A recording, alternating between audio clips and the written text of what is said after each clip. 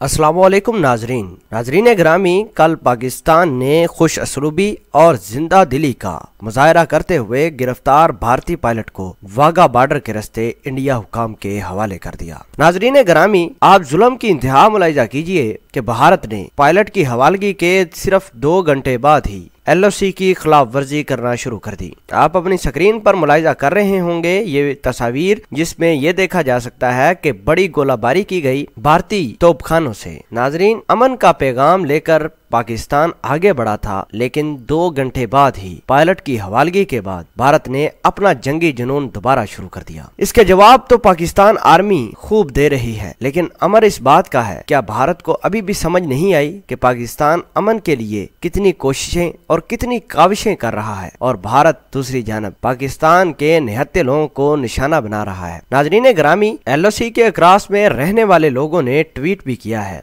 जिससे ये साफ जाहिर होता है कि भारत अमन नहीं चाहता। नाजरीन, ताज़ा तरीन भारतीय कार्रवाई की बदौलत पाकिस्तान के 3 लोग शहीद और तकरीबन 30 से ज्यादा पाकिस्तानी जख्मी भी हुए हैं। एक और भाई ने यह भी ट्वीट किया कि कोटली के जितने भी अस्पताल हैं उनके अंदर इमरजेंसी नाफिज की गई है और बहुत ज्यादा हालात कशीदा हैं। नाजरीन ग्रामी, LOC के अक्रॉस में सारी रात गोलाबारी चलती रही, लोगों ने अपनी बत्तियां तक नहीं जलाई और लोग अपने घरों में महसूर होकर रह गए। नाजरीन ग्रामी, अल्लाह पाक हमेशा भारत की इस जंगी जुनून को जलील और रुस्वा करता है, जिसकी जिंदा मिसाल आपने 27 फरवरी को देखी। भारतीय लोग पाकिस्तान में एयर स्ट्राइक करने के लिए आए, लेकिन यहाँ से जलील और रुस्वा होकर गए। रात भर लाइन ऑफ कंट्रोल के अतराफ में गोलाबारी जारी। कुछ मीडिया के एहलकारों ने वीडियोस भी शेयर की और बताया ये गया कि शदीद गोलाबारी की बदौलत वो कवरेज नहीं कर सकते। मकामी लोगों ने यह भी शिकवा किया कि भारत अब जंगी जुनून से हाथ उठाए। और आखिर में हम आपसे गुजारिश करते हैं कि पाकिस्तान के गुमनाम हीरो ISI के जवानों, पाक फौज के जवानों को सलूट जरूर पेश करें कमेंट सेक्शन में। जज़ाकल्लाह।